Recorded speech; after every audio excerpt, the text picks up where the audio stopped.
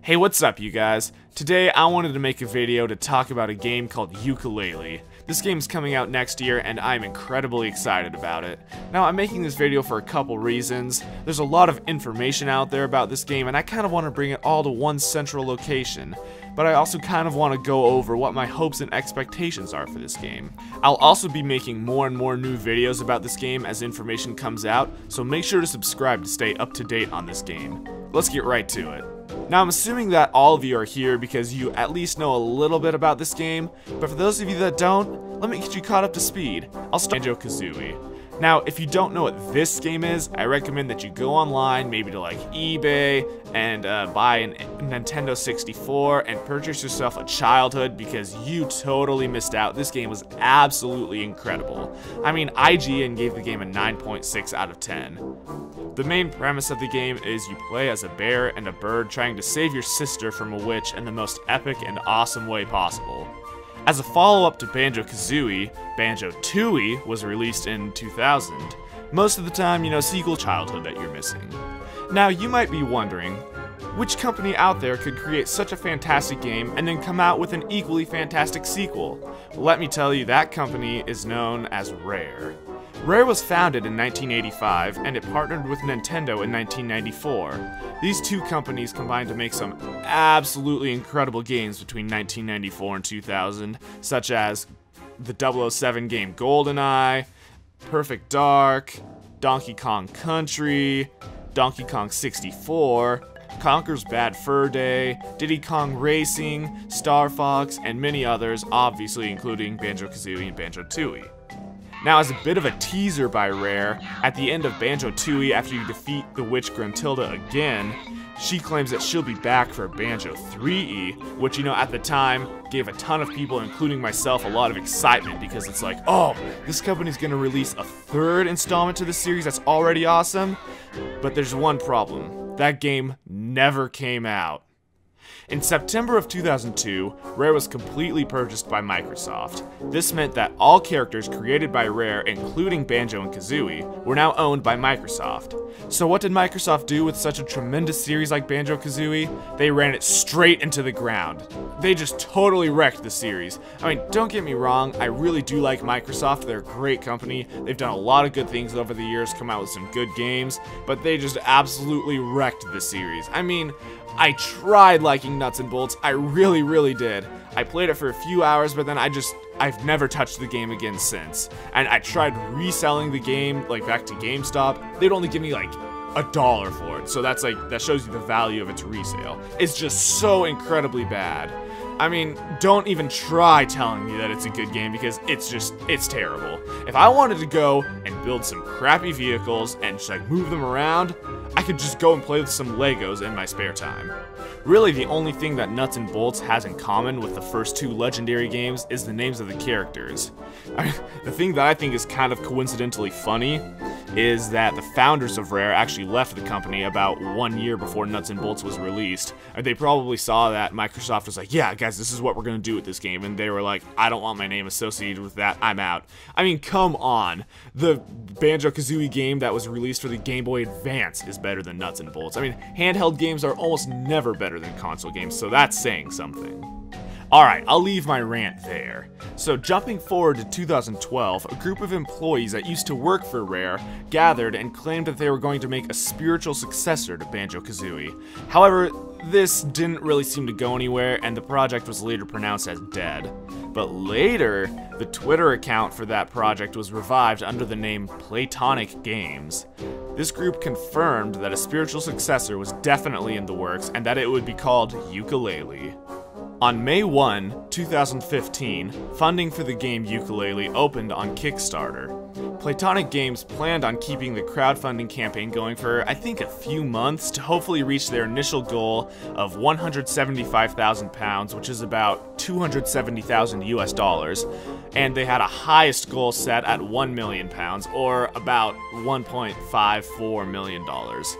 I guess people really wanted a spiritual successor to Banjo-Kazooie because they met that initial goal within 38 minutes of the Kickstarter launch, and they met the highest initial goal, that $1.54 million, in less than 21 hours. to get a couple months hope of money in less than a day, that's really impressive. And another thing about the game is that it's the fastest game in the history of Kickstarter to reach $1 million. That just shows that there's so many people that want to see that original spirit of Banjo-Kazooie revived in this form of Yooka-Laylee. One of the kind of cool things that Playtonic Games did with this Kickstarter campaign is that they set up various levels of rewards that people could get to by, the more money you spend, the better the reward is you get in return, that kind of thing. For just about $15 US, a person will get the entire game upon release, and they'll also have their name included in the special thanks section. That's the one I did, and when the game comes out, if people finish it, look for the name Comet Shredder in the special thanks, because I'll be there. And the rewards really only got better from that point. I'll put a link to the page that has all of the rewards on it in the description, so make sure to check that out, because some of those are pretty cool. But I'll just go over a few of the notable ones. One of the ones that I thought was really cool was you can get a Nintendo 64 cartridge, with like the game on it, but it won't work on a Nintendo 64. It's just kind of like a prize, a reward, a model kind of.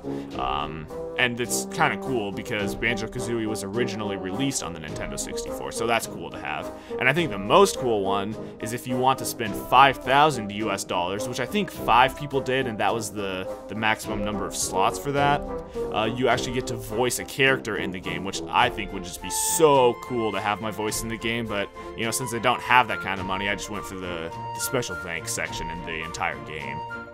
Playtonic also released some collective rewards that the entire funding community could reach as a whole. The most notable one to me was the last one they had, which was the £2 million mark. The company said that if they reached that mark, then they would provide all of the backers with some free DLC for the game. Now the thing is, most companies, when they make DLC for games, they kind of start working on it before they're done even making the original game, and so development of the game kind of falls off. But what Playtonic is doing is they said that they're not going to even start working on the DLC until the game has been released. Not just finished, but until the game is fully released, which I think that's pretty cool. At the end of this Kickstarter campaign, the game had raised more than $3.2 million.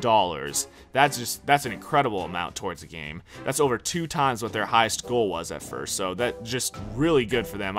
They'll be able to make the game just absolutely fantastic. Unfortunately, this Kickstarter campaign did come to an end on the 3rd of August, which means that if you didn't already back the game, you're kinda too late now. You can't really get all the rewards that there were.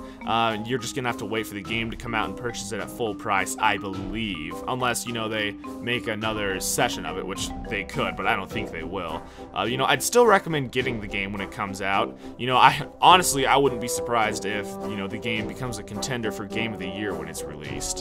Those of us that did back the game have been receiving some periodic emails from Playtonic regarding some random things like the team that's working on development, the status of the development of the game, some of the characters in the game, and more things like that. But one of the emails I was most excited to see was that the team had successfully added Grant Kirkhope to work on the music for the game. He's the guy that's credited for the music from Banjo-Kazooie and Banjo-Tooie, and those games have some incredibly catchy themes to them. A ton of popular YouTubers have used some form of Banjo-Kazooie music on their channel at one point or another. I've even heard PewDiePie use some of Banjo-Kazooie music before. And one of the links that was sent to the backers was a teaser of a work in progress for the music on the ice level that will be included to the game. I think it sounds really cool, and I'll include the link to that SoundCloud page in the description below, so check that out as well. This game couldn't be a spiritual successor to Banjo-Kazooie if there weren't a lot of similarities between the characters of the games. Let's start with the main protagonists. I mean, you have Yuka, the male chameleon, compared to Banjo, the male bear, and you have Laylee, the female bat, compared to Kazooie, the female bird. Another character that was revealed to the backers through email was Trowser the Snake. He's a supporting character, and he'll help teach Yuka and Laylee some new skills along their journey, kind of like Bottles did in the Banjo-Kazooie series. One thing I think is kind of funny is Trowser even has some pants on that kind of resemble the pants that Banjo wore in his adventures. Another character, or I guess I should say a set of characters in this case, revealed was the Ghost Writers. And there's 5 of these in total, each with their own special ability. We're told that if we free them, we will get a, quote, special reward. And, you know, no one knows what that is other than the developers of the game. Now, the closest thing that I can associate these two from the Banjo-Kazooie series would probably be the Jinjos. There were 5 of those that you had to save in each level as well, but they didn't really grant you a special reward, so that's kind of where the comparison stops, although they did help you take out Gruntilda and Banjo-Kazooie in the final fight. In general news for the game, in late July, Team 17 was added to the project to do the publishing for Yooka-Laylee, so that way Playtonic can focus all of their efforts on just creating a fantastic game. Team 17 is the group that produced the Worms series, and more recently they produced The Escapists, which kind of took over the internet for a while there. Playtonic Games also released a statement saying that Yooka-Laylee will not be a Banjo-Kazooie copy, but rather will be its own adventure, which I think is kind of cool. I'll start to wrap up this video by talking about my hopes and expectations for this game. You know, I'm really glad that they announced that this won't be a Banjo-Kazooie copy because I don't want it to be one. If I wanted to have a Banjo-Kazooie, Banjo-Tooie, I'd go play those games. I still have them from the Nintendo 64. I want this game to have its own adventure and its own theme. That being said, I do want Yooka-Laylee to remind me of Banjo-Kazooie. I want to be taken back to my childhood. I want to feel like I'm playing a unique video game for the first time again, like I did when I was 3 and 4 years old. I want there to be the same wit, cleverness, and uniqueness to each character like there was in the Banjo-Kazooie series. I want to finish Yooka-Laylee and think to myself, yeah, that was definitely worth playing, and I will definitely be playing that game again. And I think Playtonic will do just that. But what do you guys think about how the game looks so far? Do you think the game looks incredible? Will you be getting the game? What do you want to see from the game? Let me know in the comment section below.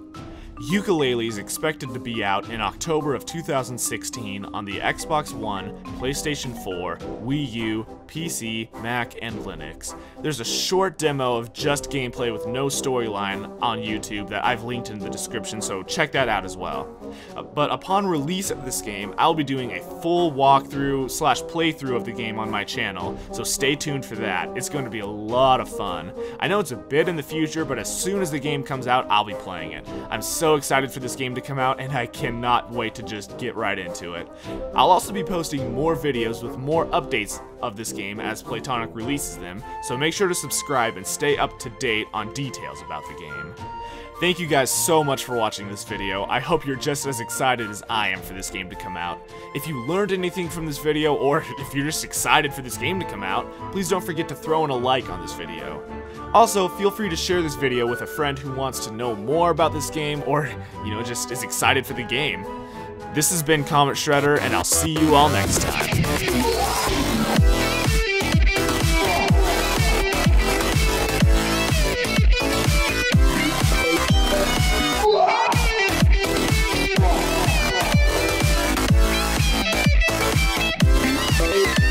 Kill.